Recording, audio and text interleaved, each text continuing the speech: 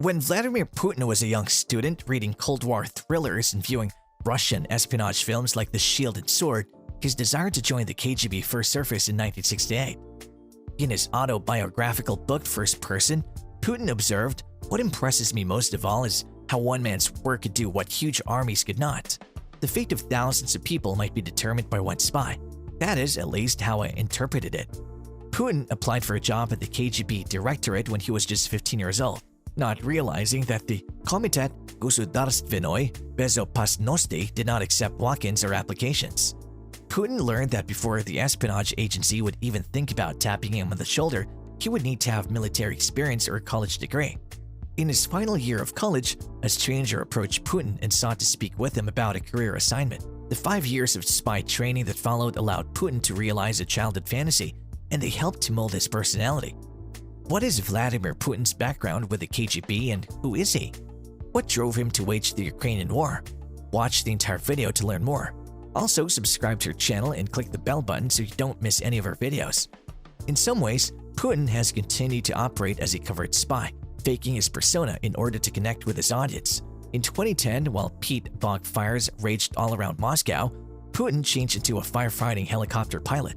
In the same year, Putin rode up on a Harley-Davidson Lehman Shrike to meet with motorcyclists in Ukraine. Underneath the pure showman is a cunning businessman. Kenneth DeCleva, a spy ex-consultant and former senior U.S. Department of State psychiatrist and diplomat who lived in Moscow for 5 years, described Vladimir Putin as an absolutely ruthless, powerful, ambitious leader who wants both Russia and himself to be respected, and I think now both feared and respected on the world stage. Dr. DeCleva told Spyscape that he's both a disruptor and a measured risk-taker. Putin has an idealistic vision of himself as the CEO of Russia Inc. and sees himself as the epitome of contemporary Russia. Actually, leads with more of the authority of a mafia family's don.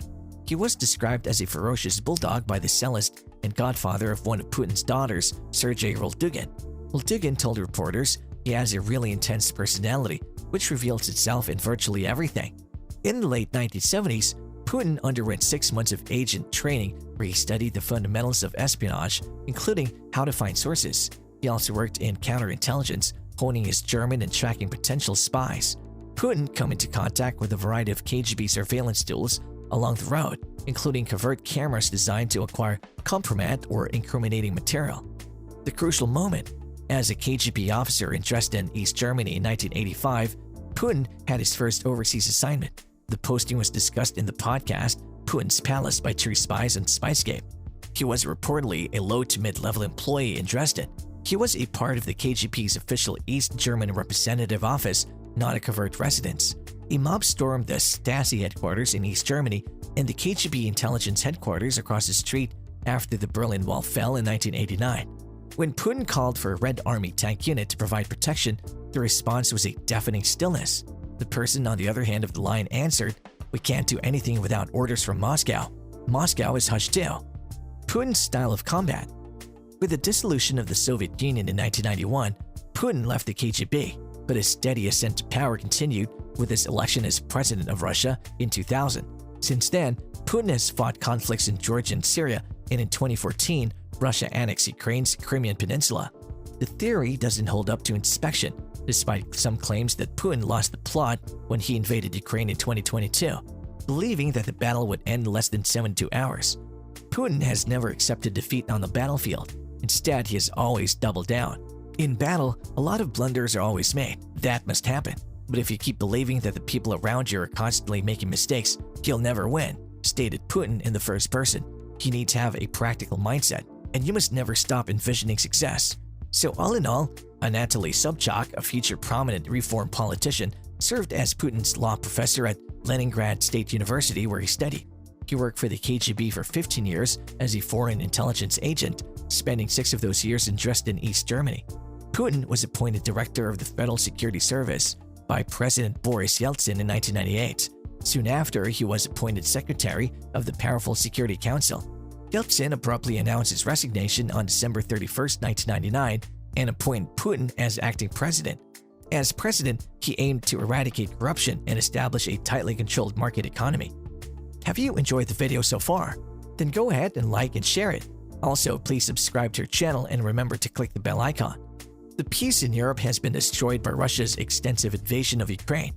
Vladimir Putin, the president of Russia, has dismissed international sanctions and criticism and warned nations that any attempt to meddle in the invasion would result in consequences you have never seen, seemingly threatening nuclear war. Why did he act in this way at this particular time? What drives him? Let's have a look. Firstly, what drove Putin to invade Ukraine, given that we know his objections to NATO were insincere? The strongest evidence we currently have points to Putin's belief that a democratic, independent Ukraine poses a threat to both Russia and him. Unfortunately, he has concluded that using brutal military force is the only way to neutralize that threat. What prompted him to act now? Putin is to blame for this disaster. The material that the Biden administration has made public shows quite plainly how Putin has fabricated the situation to justify Russia's invasion of a sovereign Ukraine at every stage.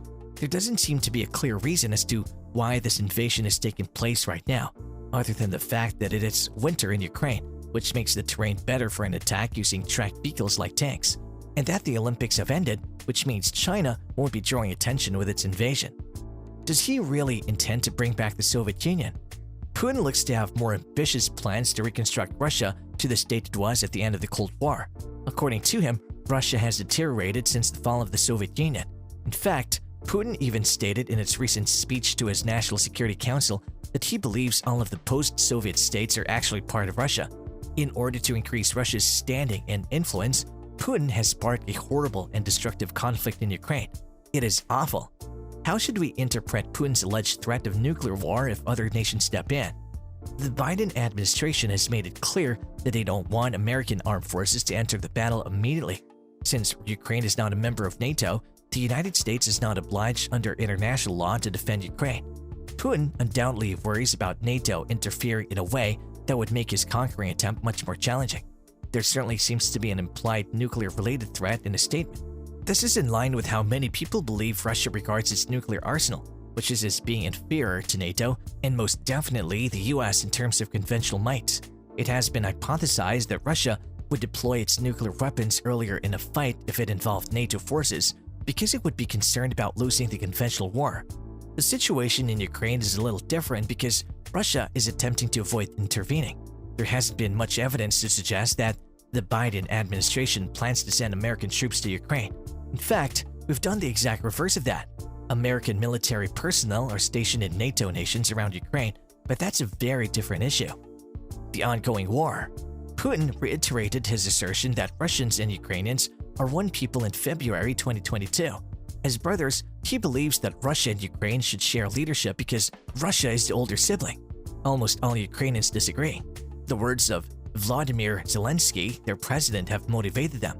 He assured Putin that although Ukrainians desire peace, they will stand up for their nation's independence if necessary. Putin invaded, and his goal is to seize control of the entire nation this time. In an effort to defeat what they claim is an occupation, Ukrainians are currently at war with the Russian military. The decision to invade was not up for a vote in Russia. There are numerous anti-it protests. Both Russians and Ukrainians are represented in many households. As a result, many people on both sides of the border do not want to go to war with one another.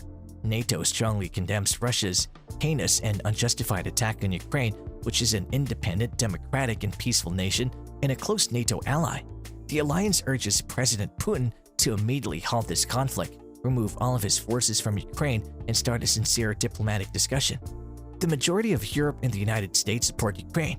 They think Ukraine ought to have the power to determine its own future. This video has come to an end. Comment below with your thoughts on all of this to let us know what you think. Please remember to subscribe, like, and click the bell icon on our channel.